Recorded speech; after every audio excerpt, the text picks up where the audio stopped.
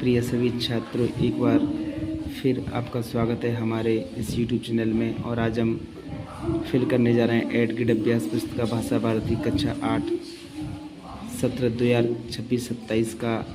अब देखेंगे हम पहला पाठ जिसका नाम है वर्दे, इसको हम फिल करेंगे। तो ये देखिए,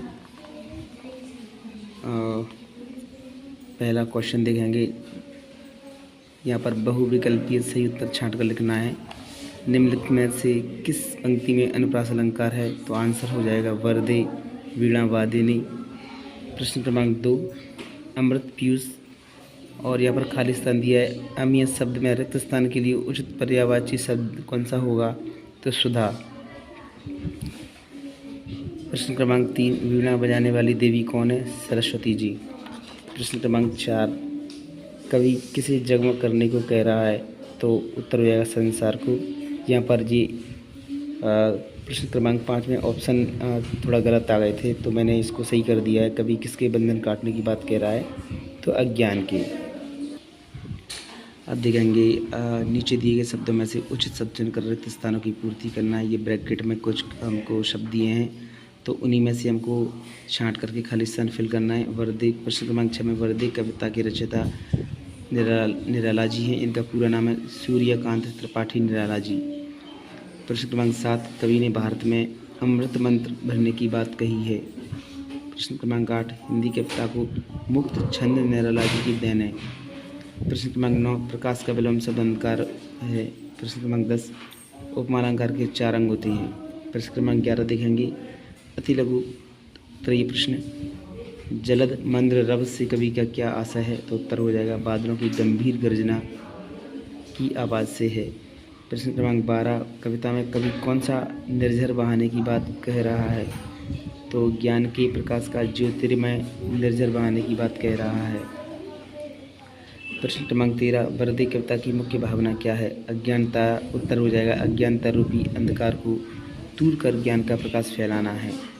प्रश्न क्रमांक 14, इन शब्दों की वर्तनी शुद्ध करके मातृभूमि निर्झर प्रकाश अमृत। तो ये 4 जो शब्द लिखे हुए हैं ये गलत लिखे हुए हैं, इनको मैंने सही करके लिख दिया है।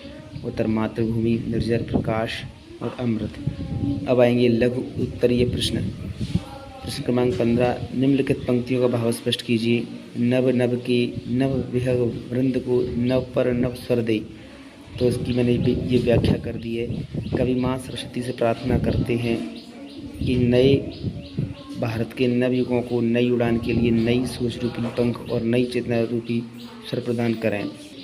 यहाँ देखेंगे प्रश्न क्रमांक 16, नवजात शिशु के चरण कमल के समान सुंदर हैं।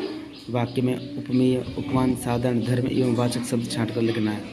उत्तर उपमेय नवजात शिशु के चरण उपमान कमल हो जाएगा साधारण धर्म सुंदर वाचक शब्द के समान।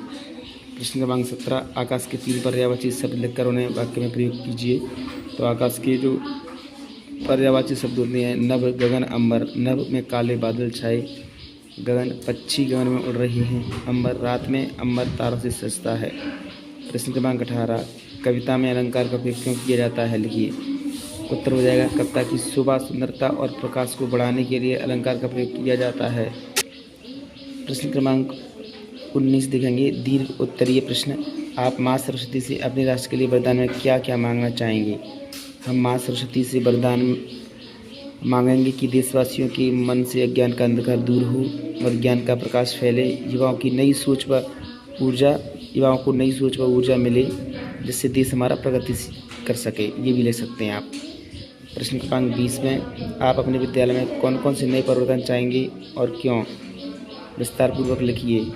नंबर 1, स्मार्ट क्लासरूम चाहेंगे जिससे पढ़ाई आसान बने। नंबर 2, आधुनिक पुस्तकालय जिससे नवीनतम ज्ञान आसानी से मिल सके।